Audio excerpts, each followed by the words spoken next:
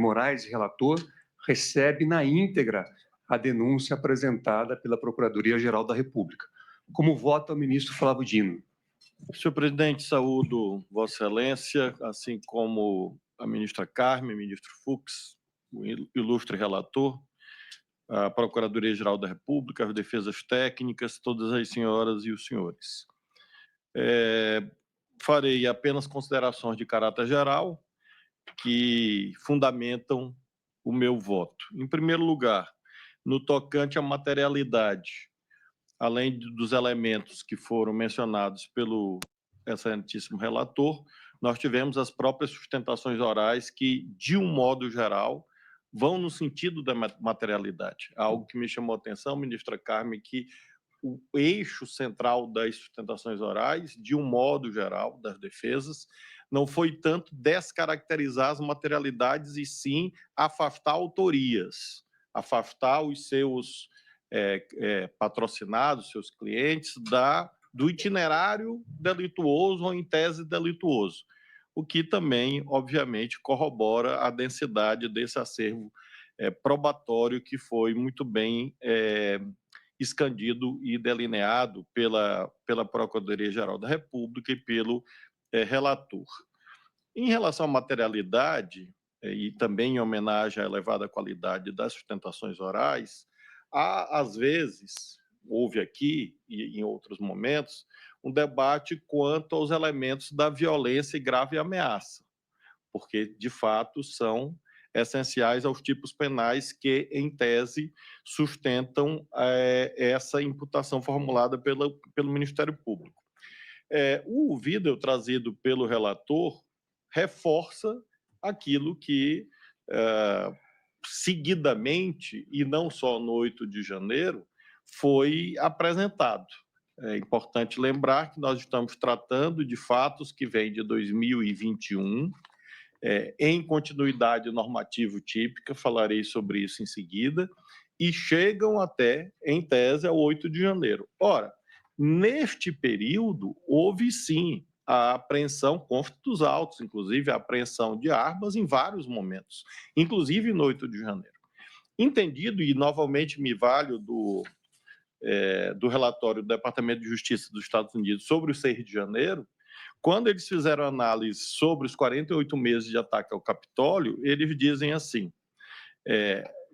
literalmente com tradução livre: conforme comprovado no tribunal, as armas usadas e transportadas no Capitólio incluem armas de fogo, havia isto, claro, spray, tasers, armas brancas, vírgula, incluindo espada, machados e facas, instrumento de trabalho que foram usados como armas.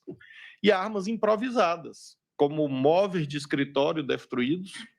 Aqui vimos essa soldado, Marcela, falando em barra de ferro, cercas, bicicletários, escudos antimotim roubados, tacos de beisebol, tacos de hóquei, mastros de bandeira, canos de PVC e luvas reforçadas.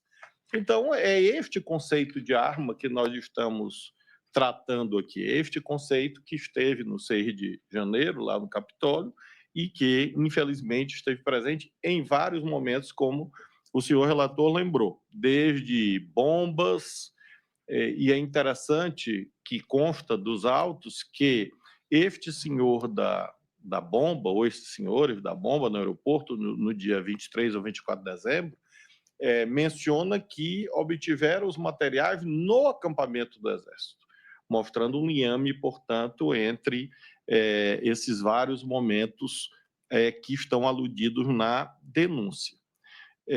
Lembro que muitos dos participantes eram policiais e membros das Forças Armadas, e estes, não há dúvida, esses só andam armados. Eu não conheço um que não ande armado, seja os da ativa quanto os já reformados. Todos andam armados. Há alguns que são mais apaixonados pelas suas armas do que pelos seus cônjuges. Dormem com as armas debaixo do travesseiro. Dormem com as armas na cama. Dormem com as armas ao lado da mesa de cabeceira. Transportam para onde vão.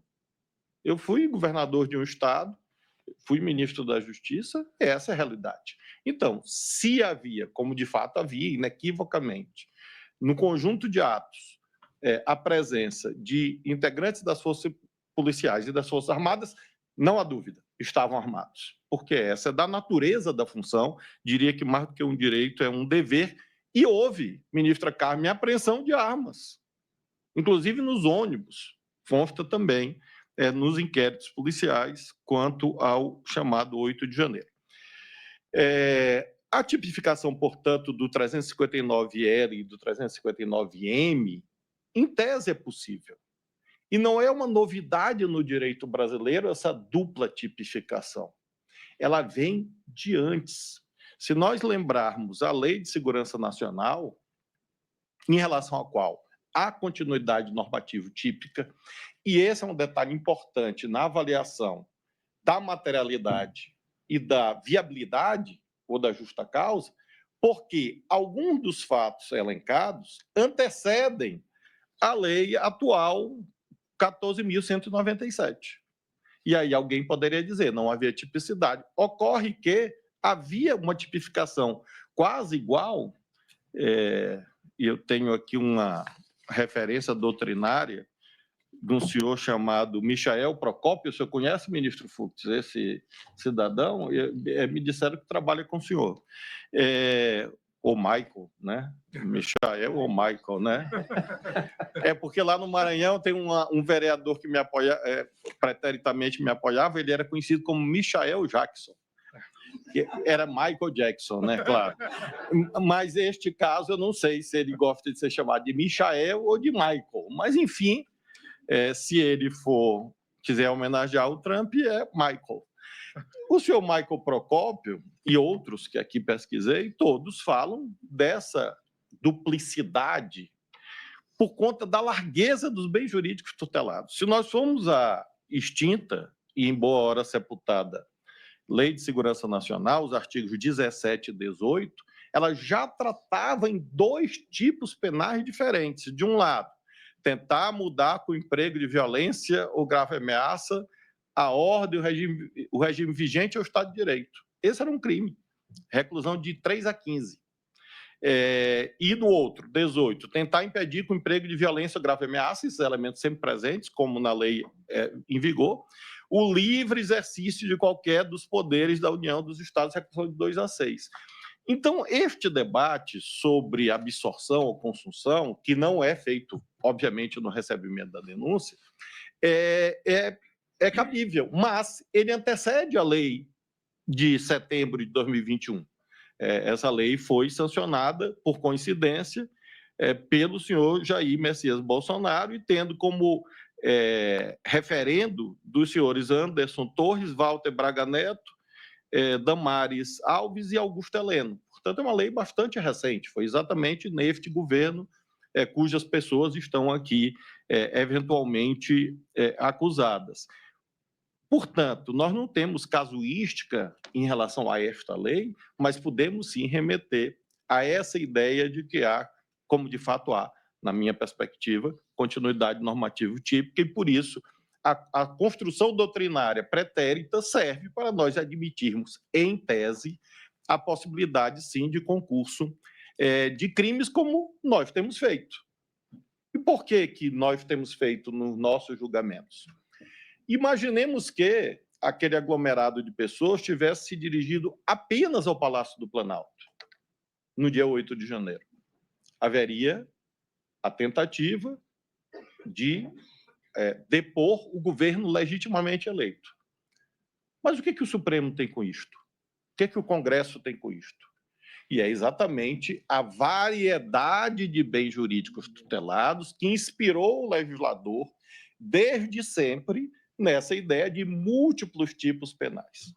Então, nada estranha de que haja essas imputações todas constantes da denúncia e, repito, já de inúmeros acordos do Supremo Tribunal Federal.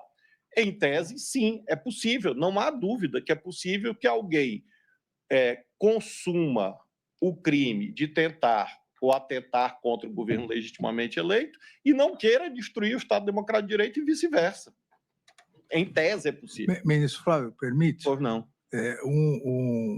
Um exemplo ocorreu mundialmente na Polônia, quando o presidente, o Congresso, o parlamento polonês atentaram contra o Tribunal Constitucional polonês, fazendo algo, qualquer semelhança é mera coincidência, que foi feito aqui com o AI-2, de mudar a composição da corte. Lá alteraram de 70 para 65 anos, retroativamente retiraram os 5 juízes que eram contrários às medidas inconstitucionais.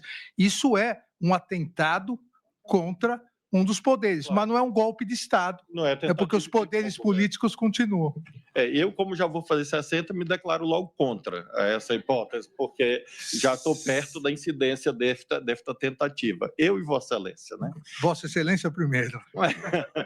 Agora, nós...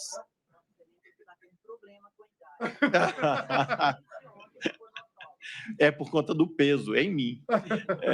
Mas, voltando, portanto, à temática do concurso ou da absorção, é claro que isso vai ser debatido em tese. Mas, quanto à materialidade, não há dúvida quanto à sua viabilidade. Exatamente porque houve o ataque ao Supremo, ao Congresso, ao TSE e ao Palácio Planalto em outro momento. É claro que, quanto aos fatos supostamente existentes, que serão objeto de instrução, que antecedem o dia 1º de janeiro de 2023, é claro que quem eventualmente estava ali perpetrando aqueles atos não queria depor o governo do qual fazia parte. Óbvio.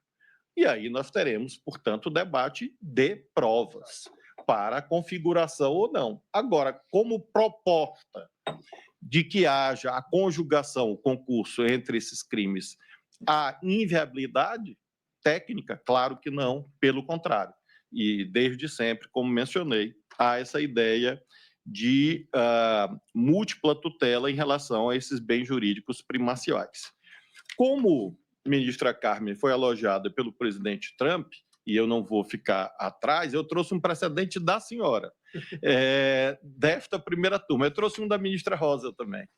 E a ministra Carmen, em 2007, disse o seguinte, nesta primeira turma: não é lícito ao juiz, no ato de recebimento da denúncia, quando faz apenas juízo de admissibilidade da acusação, conferir definição jurídica aos fatos narrados na peça acusatória. Poderá fazê-lo no momento da prolação da sentença. Então, claro que nós não estamos aqui fazendo classificação jurídica em relação aos fatos. Faremos no momento próprio. E a ministra Rosa, já mais recentemente, em 2013, no mesmo sentido, assentou nesta primeira turma que a sentença é o momento processual oportuno para emendar-se libere, até o do 383, apenas quando houvesse uma repercussão na definição da competência, que poderia haver essa antecipação da classificação jurídica. Disso não se cuida, portanto, eu tenho total conforto doutrinário, jurisprudencial, para, nesse aspecto, reconhecer esta materialidade em tese existente, tanto quanto ao 359L, quanto ao 359M. E aí vem uma ideia, não, mas isso leva a uma desproporcionalidade das penas. É importante deixar claro, quem define os trilhos da proporcionalidade da pena, primariamente, não é o Poder Judiciário, é o Poder Legislativo. E, ao fazê-lo, neste caso, nós temos, inclusive, matriz constitucional. Se nós formos no artigo 5º, inciso 54 da Constituição, lá está dito: constitui crime inafiançável e imprescritível a ação de grupos armados, civis ou militares, contra a ordem constitucional e o Estado Democrático. Então, a Constituição, desde os primórdios, portanto, da fundação da ordem jurídica em vigor, definiu como altamente gravosa essa conduta. E, portanto, o juízo de proporcionalidade tem extração constitucional. E veja, a Constituição não fala em pessoas armadas, grupos armados. Porque há, às vezes, essa ideia, não, mas fulano de tal estava apenas com uma Bíblia. Eu, de fato, ministro Alexandre, imagino, pela minha fé religiosa, que se a pessoa passa em frente à Catedral de Brasília, nos edifícios mais belos da arquitetura do mundo, e resolve rezar, ela não vai rezar na frente do Congresso Nacional.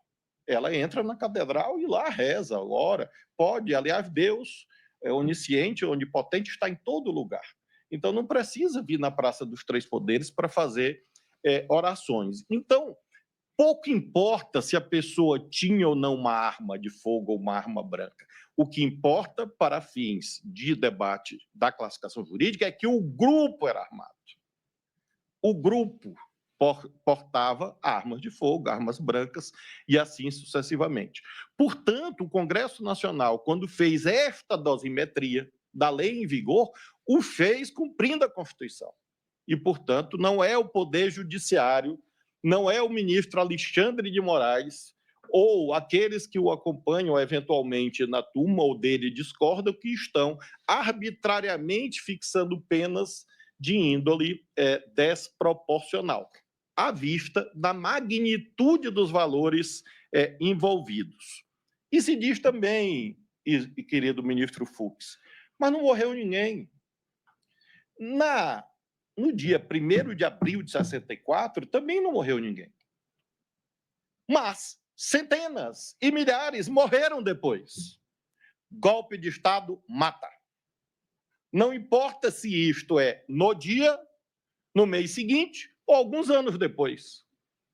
Vimos isto agora, porque a arte é fonte do direito também, bem sabemos, nas telas, pela pena, de um lado, de Marcelo Rubens Paiva, de outro, pela genialidade de Walter Salles, Fernanda Torres e outros tantos que orgulham a cultura brasileira. Fonte do direito, o que eles estão mostrando ali? Remarcando o caráter permanente e hediondo do desaparecimento de pessoas, de tortura, de assassinatos que derivam de quê?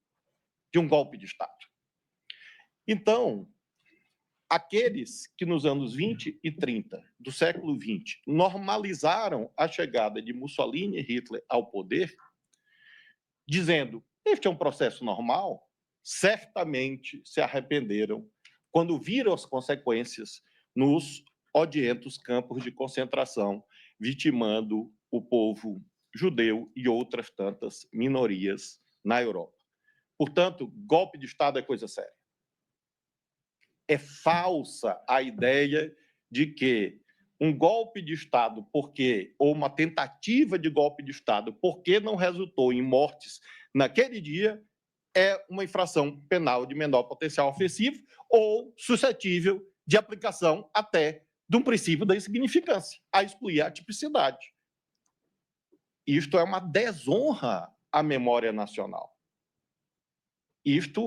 Esse tipo de raciocínio é uma agressão às famílias que perderam familiares no momento de trevas da vida brasileira. E isto reverbera em um tribunal na medida em que, repito, nós não estamos aqui friamente cumprindo a ordem jurídica sem levar em conta aquilo que o ministro Fux, meu amigo tão querido, sempre lembra quanto ao consequencialismo, que é um mandamento legal. Um tribunal constitucional, ele não pode ser consequencialista. Ele é obrigado a ser consequencialista. É da natureza dele, inclusive pela sua condição de órgão de cúpula do Estado.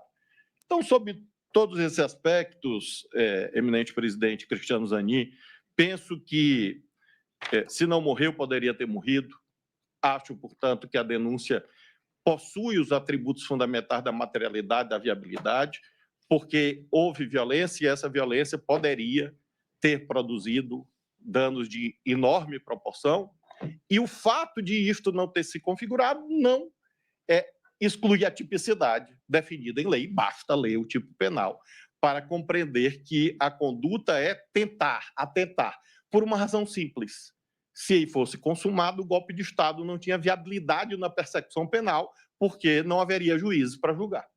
E é por isso que, corretamente, o legislador, não é o Supremo, é o legislador, e o Poder Executivo que sancionou a lei, previu o crime com esses contornos a que fiz alusão.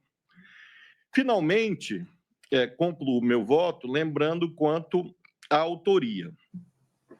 Penso aqui, ministra Carmen, que o relator já nos poupou, eu anotei, como disse, ao longo das sustentações e com a leitura dos autos, indícios, a meu ver, razoáveis em relação a cada um dos acusados, porque justiça não é justiçamento. É claro que as pessoas têm que ser julgadas de per si, independentemente do seu nome, da sua história, como aludi ontem. Temos que aferir as condutas, uma a uma, independentemente do juízo moral ou de qualquer outra natureza que nós tenhamos sobre essas pessoas. Isso não comparece no tribunal. A toga serve para isso. E o que nos distingue de ditadores é que a nossa subjetividade é controlada pelas normas jurídicas. Se não houvesse normas jurídicas, não haveria direito, não haveria segurança para todos, que este Supremo sempre deu, com seus acertos e erros, inerentes a qualquer instituição humana. Mas se nós olharmos, desde o alvorecer da República, temos que dar razão a Campos Salles.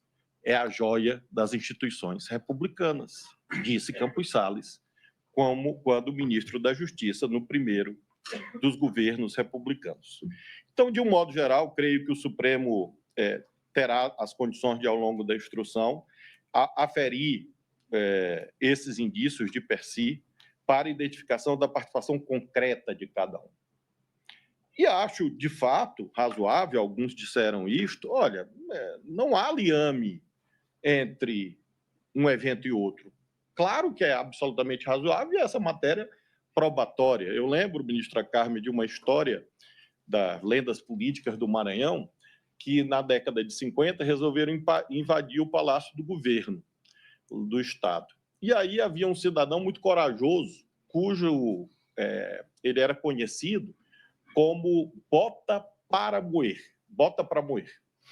E aí entregaram a bandeira do Brasil, nesse tempo só se usava a bandeira do Brasil em manifestação, botaram o Bota para Moer bem na frente. E esta marcha atravessou São Luís, e quando chegou na fronteira do palácio, havia policiais, Bota para Moer olhou os policiais, as metralhadoras, e entregou a bandeira nacional com o seguinte brado: a partir daqui, arrumem um mais doido do que eu. Então, é possível que alguém tenha desistido. E nós vamos debater se isso configurou ou não o delineamento, a tipificação de uma ou outra conduta, ou de nenhuma, mas no curso da instrução. Esse é o juízo de autoria, né, próprio da instrução processual. E, evidentemente, como mencionei, a classificação jurídica ao final, inclusive quanto à dosimetria, a partir não das vontades individuais de cada um dos julgadores, porque, repito, isto não comparece em um tribunal com a tradição e com a autoridade moral e jurídica que o Supremo Tribunal Federal tem. Com essas considerações, senhor presidente, eu tenho muita convicção de que as razões técnicas expedidas pelo eminente relator são suficientes para, neste momento, acompanhá-lo, ressalvando, obviamente, o final, a cognição definitiva, em que teremos, com certeza, com esta multiplicidade de acusados, percepções diferentes quanto às realidades que se formarão nos autos com a instrução. Mas, nesse instante, creio que a convergência é similar àquela quanto à dor dos brasileiros com a derrota de ontem para a Argentina, né? Acho que há consenso em relação a isso e, a meu ver, há um consenso também quanto às condições da denúncia ofertada pelo Ministério Público. Quanto ao trabalho do Ministério Público, tenho, doutor Paulo Gonet, só um reparo, uma sugestão. O eminente ministro Alexandre, ao fazer o seu resumo, descreveu múltiplos crimes contra a língua portuguesa, e Vossa Excelência não fez nada. A pobre da língua portuguesa merece algum tipo de proteção do Ministério Público, se é que são verdades as frases do ministro Alexandre de Moraes. Com essas considerações, senhor presidente, eu acompanho o relator.